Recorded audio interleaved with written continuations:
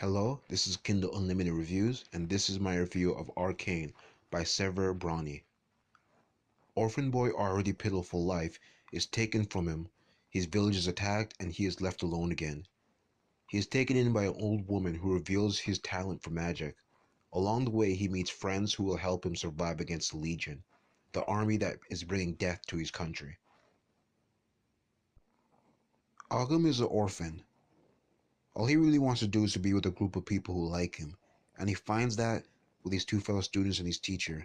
He has a rare lightning arcane art and is being groomed to be the one to take down the leader of the Legion. Leah and Bridget are good friends who have just lost their parents and their village to the Legion as well. Throughout the story, they express their grief in simple ways, like telling a joke their family used to tell, or Bridget remembering her mean brother would still do nice things for her when he thought she wouldn't know.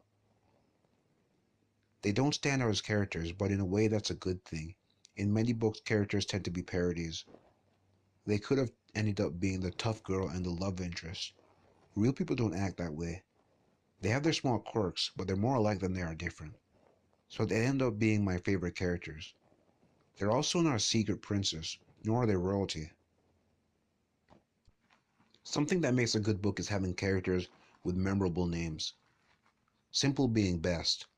I did not remember these characters' names. I did remember the MC's nickname, Yogurt, and I thought the name of the others was Bridget, Leia, and Miss Sonnet. I had to check the book summary to get their names again. That being said, the main characters are Ogum, Miss Stone, Lyra, Bridget. I got one right, that being Bridget.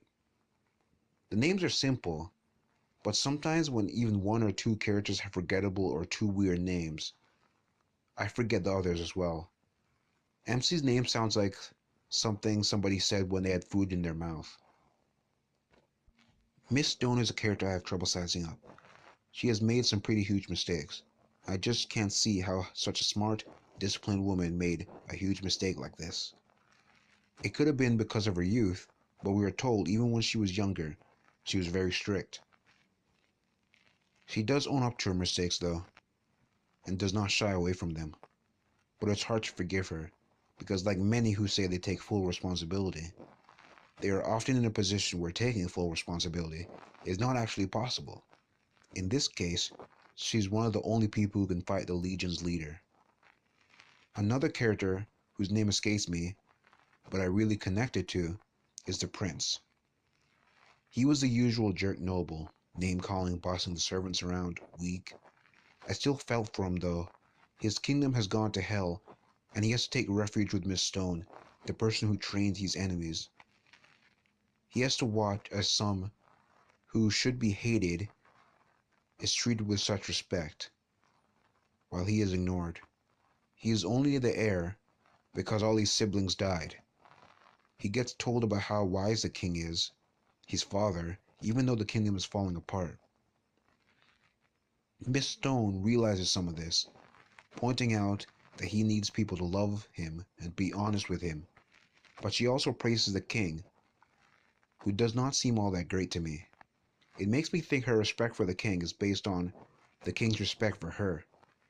She also chooses to chastise the kids for enjoying their prince's suffering. I was glad that they got called out for that. So many books take glee in taking down this naughty noble kid, when the kids never realize they're becoming the bullies that they hated.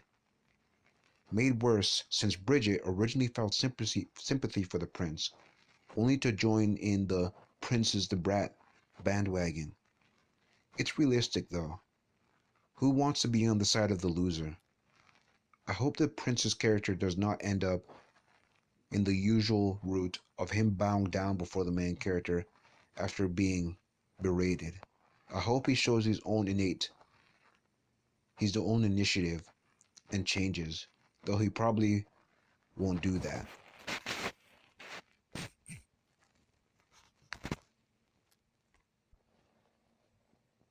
A good thing about this book is that it got the MC's secret past out of the way very quickly.